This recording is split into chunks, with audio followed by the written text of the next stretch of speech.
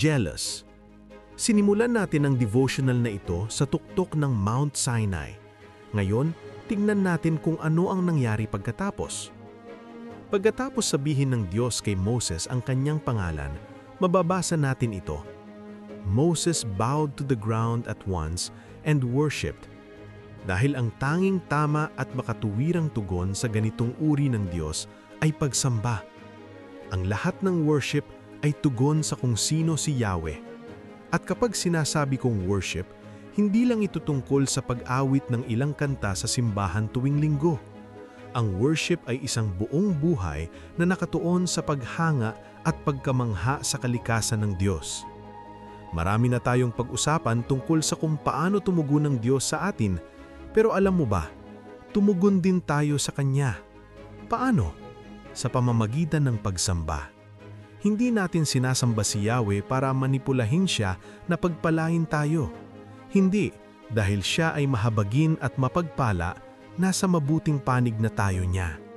Hindi rin natin siya sinasamba para patahimikin ang kanyang galit. Hindi, dahil siya ay hindi madaling magalit. At hindi rin natin siya sinasamba dahil magulo ang buhay natin at kailangan natin ng taong nasa itaas para ayusin ang problema. Hindi, dahil siya ay sagana sa pag-ibig at katapatan. Sinasamba natin si Yahweh dahil siya ay Yahweh.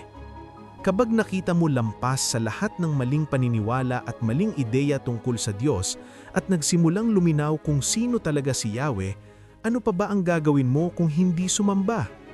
Pero pagkatapos nito, may sinabi si Yahweh na medyo nakakagulat. Mag-ingat kayo na huwag makipagtipan sa mga taong nakatira sa lupain na pupuntahan ninyo. Sirain ninyo ang kanilang mga altar, durugin ang kanilang mga sagradong bato, at putulin ang kanilang Asherah poles.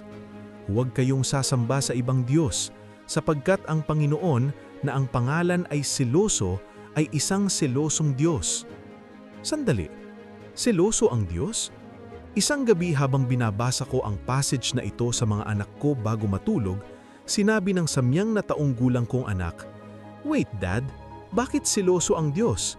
Hindi ba parang selfish iyon? Gusto niyang siya lang ang sambahin ng Israel kung hindi ay magagalit siya. Paano yun naging tama?" Magandang tanong.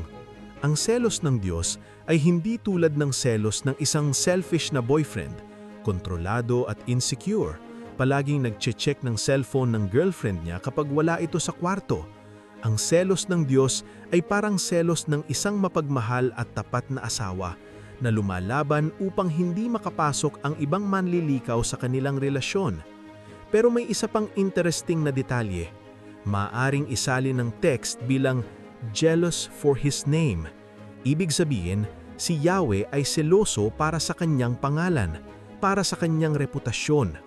At dahil si Yahweh ay nakipagrelasyon sa atin, may malalim na koneksyon sa pagitan ng kanyang pangalan at ng pamumuhay ng kanyang mga tao. Dahil ang pangalan ni Yahweh ay pangalan din natin. Sa buong scriptures, mababasa natin na ang Israel ay tinawag sa pangalan ni Yahweh. Ang ideya dito ay may malapit na relasyon, parang relasyong ng pamilya, sa pagitan natin at ng Creator. Halimbawa, kapag pinakasalan ko ang asawa ko, kinuha niya ang apelyido ko. Ngayon, siya ay tinatawag sa pangalan ko. Ganon din ang mga anak ko. Kahit ang adopted daughter ko ay dala na rin ang apelyido ko. Ang gusto ni Yahweh ay isang buhay na komunidad ng mga tao na magpapakita ng kanyang pangalan sa mundo, na ipakita kung ano siya talaga hindi lang sa sinasabi natin kundi sa pamumuhay natin. Iyon ang hinahanap ni Yahweh. Isang bayan na katulad ng Diyos na sinasamba nila. Isang bayan na mahabagin at mapagpala, hindi madaling magalit, sagana sa pag-ibig at katapatan, at marunong mabuhay sa tensyon ng awa at katarungan.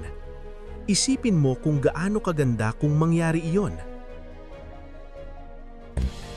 Kung gusto mo ng space na mas tahimik, mas intentional, at mas nakakatulong sa faith mo, subukan mong mag-detox muna sa typical social media.